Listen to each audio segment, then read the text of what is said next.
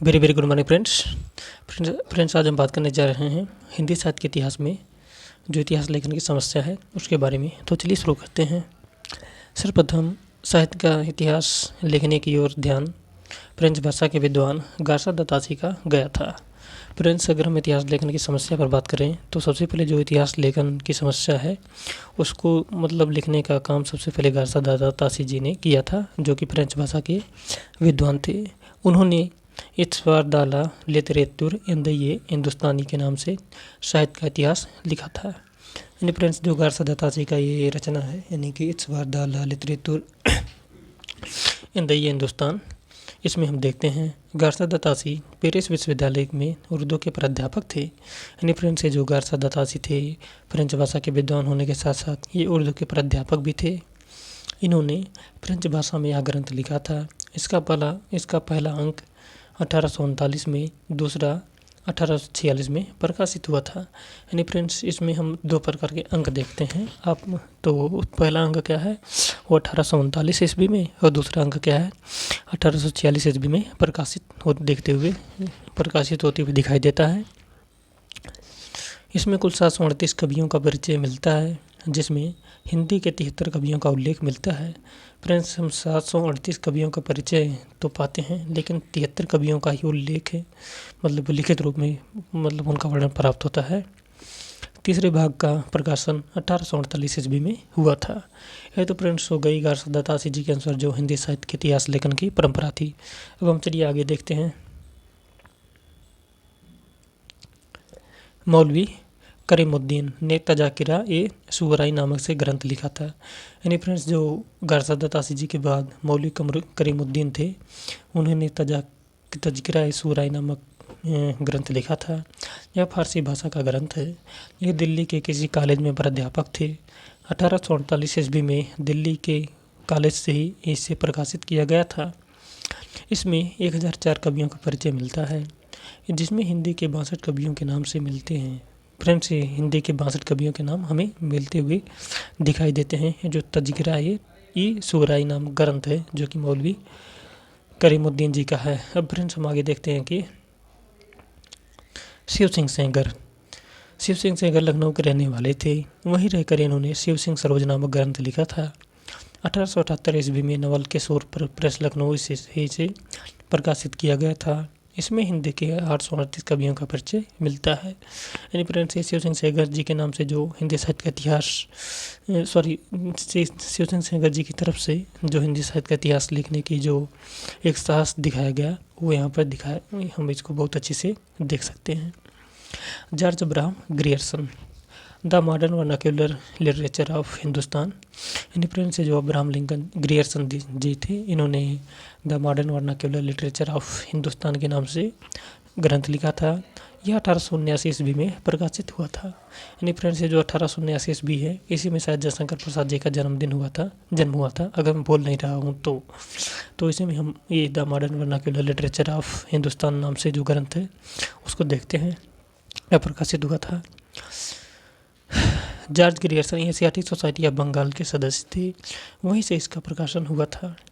इसमें हिंदी के 952 कवियों का परिचय मिलता है। यानी फ्रेंड्स, जो अब्राहम ग्रियर्सन जी थे, इसमें हम देखते हैं कि इनकी जो रचना थी the modern vernacular literature of Hindustan, उसमें 952 कवियों का परिचय मिलता है मिस्र बंधुओं ने। फ्रेंड्स, जो अगली परंपरा है इतिहास लेखन की वह मिस्र बंधुओं के अनुसार हुई थी। हम लोग उसको देखते हैं। मिस्र बंधु विनोद नामक 4 भागों में एक ग्रंथ लिखा था। 1913 ईस्वी में इसी के 3 भाग प्रकाशित किए गए थे।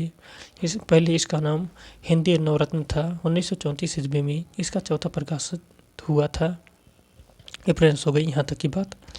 इसका नाम मिस्र बंधु विनोद रखा था। यानी फ्रेंड्स, जो मिस्र बंधुओं ने इस हिंदी साहित्य का इतिहास लिखा उसका नाम मिस्र बंधु विनोद रखा। तीनों भाइयों ने मिलकर इसे लिखा था। ये 3 भाई थे, श्याम बिहारी मिश्र, सुखदेव बिहारी मिश्र, गणेश बिहारी मिश्र। इस ग्रंथ में 4591 हिंदी के कवियों का परिचय मिलता है।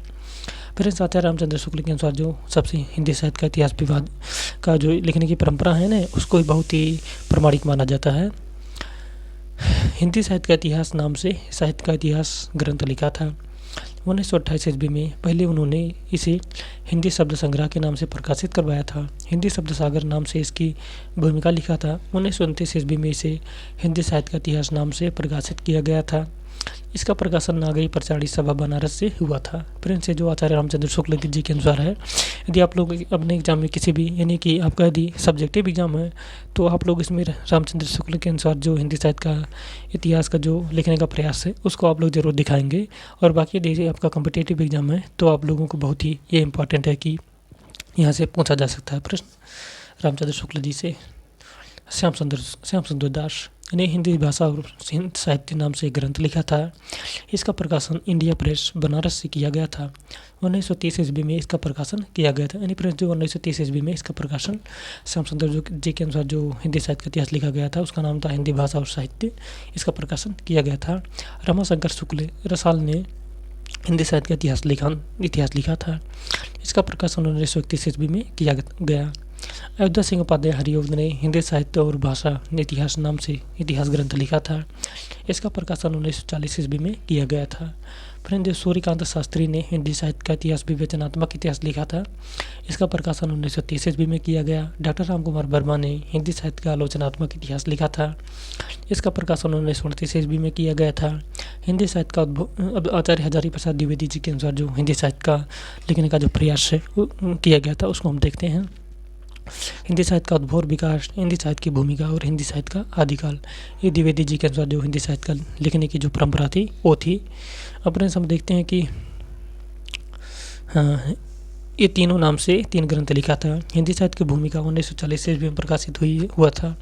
हिंदी साहित्य का उद्भव और विकास 1955 ईस्वी में, यानी कि ये भूमिका वाला भूमिका कहाँ गया 1940 ईस्वी में, और उद्भव और विकास 1955 ईस्वी में। डॉक्टर राम खेलवन पांडे ने हिंदी साहित्य का नया इतिहास लिखा। इसे 1969 ईस्वी में प्रकाशित किया गया था। फ्रेंड्स, हम जो इतिहास लेखन की परंपरा है उसी परंपरा में हम देखते हैं कि डॉक्टर रामस्वरूप चतुर्वेदी ने हिंदी साहित्य और संवेदना का विकास लिखा था।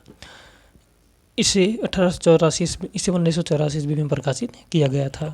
फ्रेंड्स, जो रामस्वरूप चतुर्वेदी जी थे, इनका जो काव्य ग्रंथ था उसका नाम था, काव्य ग्रंथ नहीं, इतिहास की जो किताब थी हिंदी साहित्य का इतिहास, उसका नाम था हिंदी साहित्य और संवेदना का विकास। इसे 1984 ईस्वी में प्रकाशित किया गया था।